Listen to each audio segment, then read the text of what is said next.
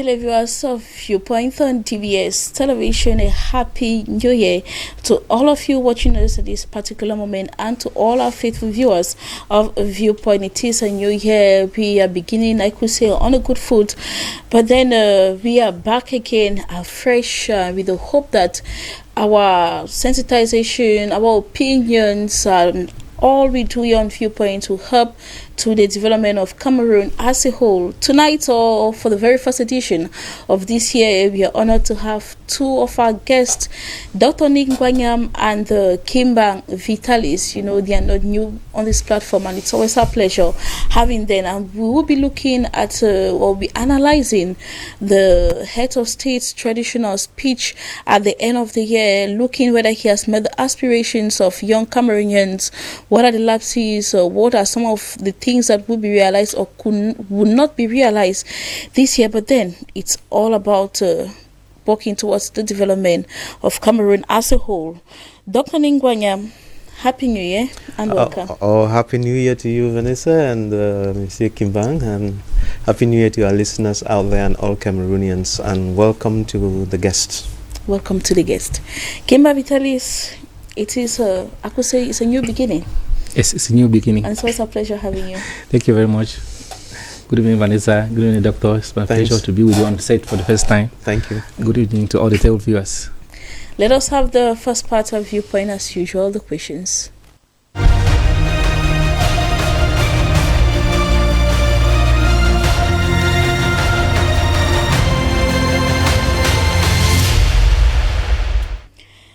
President's address to the nation with the concern of Cameroonians, or with the concern of Cameroonians are at Kimba Vitalis. No. And the concern of Cameroonians are at? You say yes. Yes. To an extent. Greater or lesser? Lesser. Lesser. Doctor? Yes and no. We have to dig into the speech because it's very diplomatic. Yes and no. Very diplomatic. Issues left out, are there of any consequences to the life of the nation, Doctor? Yes, the issues left out are important to the life of the nation. Kimba? Yes, I think I share the same opinion, Doctor.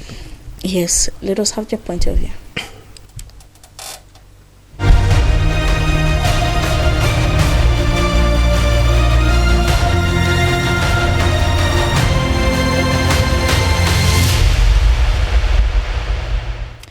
It is a usual phenomenon for the head of state to address Cameroonians on the 31st of December of every year, touching key issues of the nation. And this year, I personally took note, it's a general thing where or let me say the innovations of this year. He talked of transforming cities, accelerating infrastructural development in several cities in Cameroon, create state universities in the east, north and south region, and of course the creation of airports in other regions. Another innovation, he relaunched the Operation Sparrow Hawk, where state persons or personals who loot public funds will be brought to book. But then we are trying to find out as a whole, has his address brought out the concerns of Cameroonians ahead? Dr. Nick, I will begin with you. Your point of view, like you said earlier, that it was very diplomatic. Yeah, that's the speech of the president was very, very diplomatic, and you had to listen with a keen ear to know what he was saying and what he was not saying. You know, like Charles Ndungu. I remember Charles Ndungu because Charles Ndungu would come on CITV, say que le président voulait dire. You know, it's the first time I learned that the president had things to say, but he would not say them. And we have to wait for Charles Ndungu to tell us what the president wanted to say. So I learned to tune in and then try to get that kind of understanding. Yes, the president said some things. There are some things that people were waiting for. But on a whole, you know, people are so stressed out that they don't want diplomacy. They want you to say it as it is. Let them know where they stand. and there are some problems that we have, and we just want straightforward solutions to them so that people are not confused. And I guess people wanted to, a spade to be called a spade so that we know where we stand. There were a lot of issues. For instance, 80% of the people in Cameroon would have said that he was going to grant amnesty to political prisoners. I mean, something like that would, change the atmosphere and change something. He dwelled a lot on COVID-19 and so on, but it was great. But the problem of Cameroonian is not COVID-19. They have their issues, some day-to-day issues and so on. COVID-19 is a white man thing. I know it's hurting us, but that is not where our real concern is.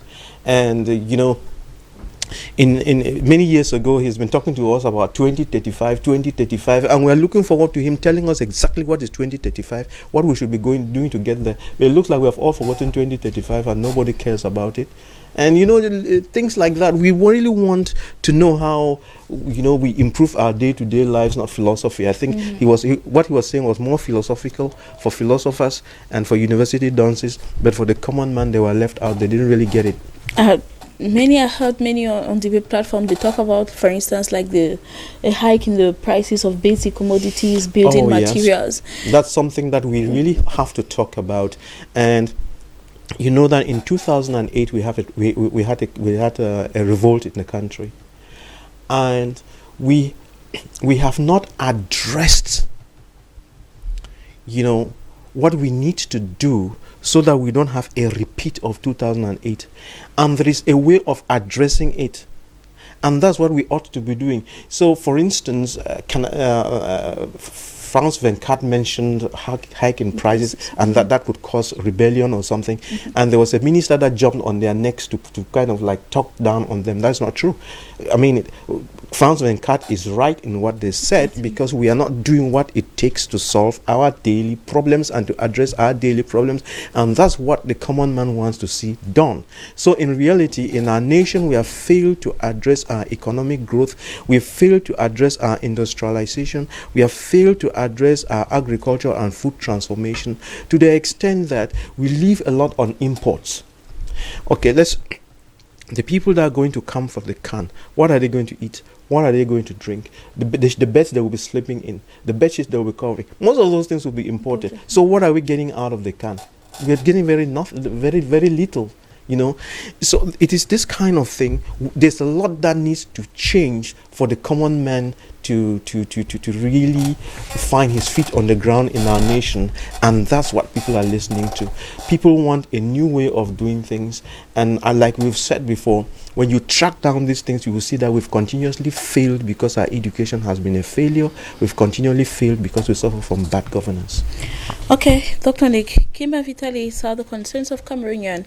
I had during the president's speech. You think that, yes, to a lesser extent. For instance, like the crisis ongoing in the northwest and the southwest regions, in the far north region as well. Cameroonians were equally expecting that he would touch deep into this, but their aspect or their expectations were not met.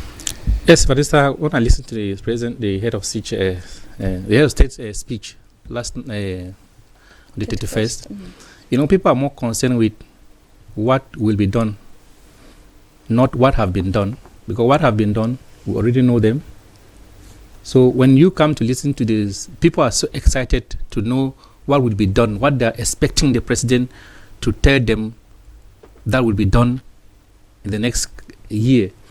Then when the president came, he dwelled mostly on what has already been done, on the COVID-19, the route from Yaoundé to Nsemaleng, from Yaoundé to Douala, and from Kribi to Lelebey, and all those things. How the country is set to receive African Games? Yes, how the country is set to receive African Games. But I expected the president to talk about the solution, the immediate solution, what can be done to end the suffering of the Anglophone people, because this crisis has been dragging on for long. Then, secondly, as a doctor said, we are expecting that he is going to grant presidential clemency to most of the political prisoners, because that is one of the major issues too that is really troubling Cameroonians. Like we learned of recent where the MRC militants were sentenced to prison, and people were crying foul. We're expecting the president to talk about the Naimerich Bamenda Babaji road, because that is one of the worst roads we have in this country. So many of the Northwesterners properly were waiting that president was going to mention that, which he did not do. And we are also expecting that the president will talk about the creation of jobs in Cameroon, because most of our children are jobless, and that is really a headache for most graduates. Then I was also expecting the president to talk about agricultural reforms, because most people are, let me say, most graduates, they are really jobless, and if we have agricultural reform that can involve them, is going to reduce the rate of unemployment. Then I also expected the president to talk about the reduction of taxes to small-scale businesses, because most Cameroonians now are involved into small-scale business, and you will discover that when you open a small shop, most of the time the shop is closed down by taxes. So we expected the president to have said something about that.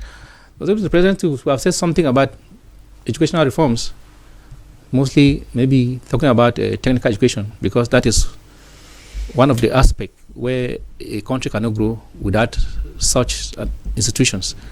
But to my greatest surprise, the president does mostly with things that have been done already, which we already know. And I think he did not catch the interest of most Cameroonians. Yes. What they expected. Yes, what they expected. You just talked of taxes, and this year, 2022, came with a new tax on mobile transfers by 0.2%. That is to help government like beef up their coffers. But then to local Cameroonians, is that substantial? No, in most countries, when parliamentarian goes to parliament, they are going to debate laws that will help those who elected them. But in Cameroon, it's a reverse. They go and they enact laws that are against those who voted them. Because that law of mobile money, what transfer and the rest, I think that is. I think it was on the 1st of January. Almost every Cameroonian received that message. Yeah, it's the same like the law on mobile phones that they attempted to pass last year and it did not go through. I don't know why people should go to parliament and concentrating on passing laws that are going to kill those who elected them. So I think that one too is a shame. Okay. Issues left out, are there of any consequences to the life of the nation? Doctor, when I was discussing with Kimba Vitalis, I talked of, for instance, the Anglophone crisis. Yeah. The crisis in the far north, increase in taxes, like mobile transfers, like you equally talk of granting amnesty to some political prisoners. Yeah. All these left out. Meanwhile, that is what Cameroonians were actually expecting, that through this we will be able to increase in the prices of basic commodities. That's right. From fruit to building materials. Yeah. All this being left out. So how are Cameroonians going to contribute then to nation building if they are left out? No, I think the things might have been left out in the sense, I'm trying to find out why they were left out. I guess the president's plate is so full that if he had to kind of like try to deal with everything, we would have spent a whole night, nobody would have gone to church because we are just a bag of problems. For instance, let me just put it in I joke a lot, but let's just rephrase it just to see what. If I asked you to give me one department in Cameroon, be it in the private sector or in the public sector, that is efficient and excellent, what would it be? Just one. Where we do things to international standards and international excellence, where we can have a prize for, be it the private sector, be it the government sector, just one. I'll tell you, it does not exist. All right, so let's not waste TV time, and that is the problem. We have no excellence in anything. We don't know how to make things happen. We don't know how to make things work. And therefore, you are saying that the president would have spent the whole night mentioning all these things. So that's the problem. So he mentions some few. And then, when you go to the man on the street, the man on the street would tell you what he expected to be said. So if you are talking to an Anglophone, he couldn't care whether there was can or whatever. He wants the war to end. It's true. If you go up to the north where the Arab Shua are fighting, and they are in someone else's nation and they are refugees, that is the problem he once mentioned that the president did not even bother to think about. You understand what I'm saying? And so depending on where the shoe pinches, different people are expecting different things. The Bamileke and the MRC they're concerned about their brothers and sisters that are locked up. The Anglophones are concerned about their brothers and sisters that are locked up and the continuous killing and so on. And come to think about it, even the villager in the south is concerned about the electricity, the roads, and everybody has their concern. But the president, in his own thinking, spent a lot of time on COVID-19 and so on. But let's look for some middle ground and say that we have to correct our economy. We have to correct our educational system. We have to correct our governance, and we have to correct the form of state. We have to correct all those things. So now, when it comes to, for instance, the prices, hiking the prices of basic commodities, it's quite understood. It's basic, along simple the line, economics. People thought that it's because of maybe one reason, the closure of borders. But along the line, it is a continuous and a repeated process, gradually bringing us into an economic crisis. Yes, right. I can talk about this from morning to evening because even though I'm a medical doctor, I've spent a lot of time studying economics, entrepreneurship, and how things work. So we could talk about it the whole day. This is the bottom line. If somebody is telling about price hikes, it didn't start today. It started, as I said, in 2008, there was a riot. And we have never addressed the root causes of that riot in 2008. And then we just do some funny panel beating, and then we'll go and sit and then we are drinking champagne thinking that we solved the problem. We never solved the problem. So it's resurfacing? Yeah, it is resurfacing. Either you solve the problem or it will keep coming even in the next 100 years. There is only one way of solving the economic problem. Solve the problem. What is the problem? The problem is, number one, you lack productive capacity. You don't produce. You produce nothing. Zero. That's the thing. So you ought to find out how you produce. Because I know in 2008, what triggered it was the rise in prices of cereals.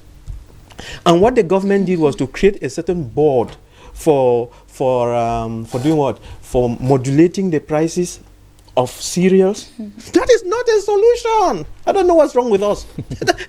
I don't know who's listening to me. For heaven's sake, you don't go to school. That is not the solution. You create a board to regulate the prices of cereal. That is not the solution. It could be a solution for 3 months. But what is the solution? You grow cereal in 3 months. Grow the cereal. Grow it, don't import it. But we created some big structures to be importing cereal and selling, and 2018 now, how many years? But we don't have a single farm growing cereal, wheat or corn, all those things. We still import those things, and then you expect the price to go down, and then you blame you blame the shipping, you blame coronavirus, you blame shipping, you blame this thing, and then that you will reduce custom duties. That is not the solution. C'est pas ça la solution. The solution is grow your own rice, do your own things. It's as simple and basic as that. Grow your chicken, grow your fish, train your children to be able to do it. All right, Doc, we'll come back to you. Take a breath. Kema Vitalis, issues left out are the consequences. What are some of those consequences as far as nation building is concerned, or the life of Cameroonians? I'm just in line with what Doctor has said, that in various regions we have our various problems which we expected the president to have addressed it. Like a Northwesterner, I live in Bamenda, and I see what people go through every day. People are dying every day. People are being killed every day. So when at the end of the year, when the president makes a speech, and nothing is mentioned about these people, it has these people are not part of his people. Because I expected that president to say something. But at least he talked about the Kondo Titi massacre. He mentioned it at least. The thing is, it's not like we will keep on chasing those who are causing atrocities. What can we do to stop these atrocities? That's what is important. The important thing is not chasing those who are causing atrocities, but what can we do to stop these atrocities? Because we say, yes, he said something about the Kondo Titi, he's going to chase those who killed students in Kondo Titi. That is not the solution. Arresting those people and punishing them is not the solution to the Anglophone problems. because I expected him to say something that is going to give some solace to the Anglophones. All right. Then, as we are talking about hiking prices, I think the common man, we have more poor people in this country than rich people. So he will have dwelled much on things that concern the poor rather than talking about things that concern the rich. Because the poor, when the prices of common commodities go up, those who suffer the more are the poor. So those are the things that he was supposed to address. Now look at the prices of oil program, not oil in the market. It is so high that a common person... From 1.1 to 1.5? Yes. From 1.4 to 2,000, 2,000. And that is how other prices of basic commodities are going up. Even construction. Yes.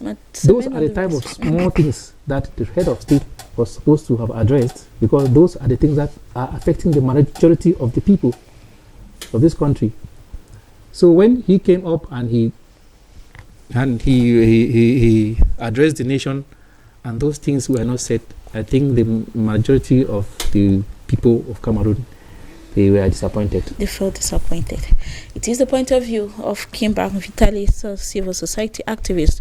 Dr. Equally, the double tax mobile system, which has been adopted by the parliament during their November session, there is a campaign going on social media and mobile taxations. I don't know whatsoever is going on, but then Cameroonians are not for it. They feel that they are being cheated upon.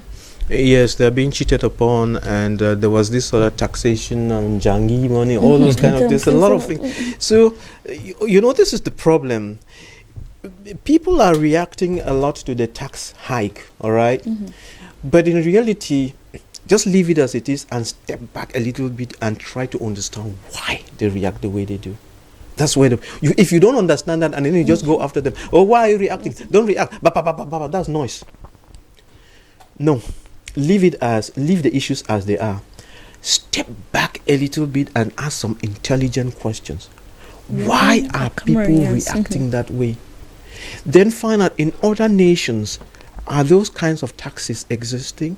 And why are the people in those other nations not reacting in a similar manner? Why are your own rebellious? The problem in Cameroon is not taxation. Watch my finger. When I say taxation is a problem, but when I say it is not taxation, what I'm saying is that we are focusing on the wrong thing. The problem of Cameroon is that we are taxing what does not exist, to the extent that people are taxed out of existence. We have not created an enabling environment for people to be expressive, to be productive. It is the lack of production, lack of opportunities, lack of so many things, so that people come to that place where you call a steady state, where someone is earning a 50,000 francs a month, and he's just been able to look for some carabao house and pay, and he is just cooking some rice without oil with his children, and they're just managing it. And then you come with some kind of a tax that tips that over again. That's where the anger is coming from. But if that person who is managing with the 50,000, if you had done something so that his earnings can go up, if you have done something so that even with the 50,000 he can buy cheaply on the market, if you had done something so that the roads are so good that the taxi fare drops, are you getting what I'm saying? Yes. Is we are not doing what we are supposed to do to make life comfortable. So people are barely just struggling to get by, and then the government doesn't know how to make money to meet her expenditure. Then she just looks for something and taxes people. Yet, if we actually step back again a little bit, we'll realize that there is a lot of bad governance, a lot of wastage of state resources. That is the problem. Don't tax people more. Correct that wastage of government resources first. That is where the problem is. And I can tell you where the wastage is. More than 50% of our state budget is wasted. And if we want to make money, that is where we should go and attack. That is the problem. Stop taxing people, and then just gathering more money and putting in the waste basket. You see a small deal who leaves, his salary is 200,000 francs. We buy a car for 80 million francs and give him. He's chauffeur driven to where? What for? big cars, big budgets, big this. Everybody is just a thief. How many ministries? To do what? With all those other organizations, go into forestry, for instance, and environment. This one is doing this, but no one is planting a single tree. They all have budget. Senate, what is Senate useful for? Bilingualism commission, waste of money, waste of resources, social and economic waste of resources.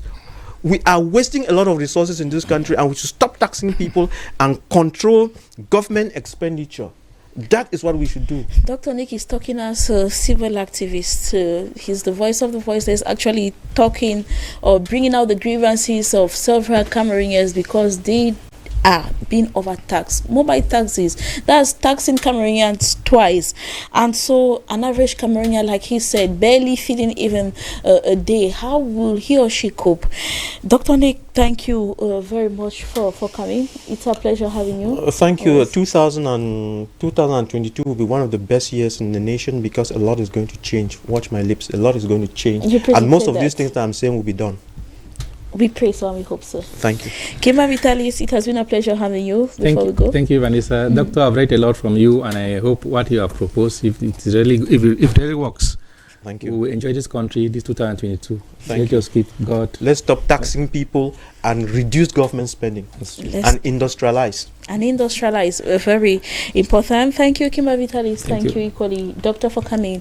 And to you, televiewers, thank you very much for taking out time and watching Viewpoint on DBS television. Once more, Happy New Year. Stay safe and, of course, stay out of trouble. Goodbye.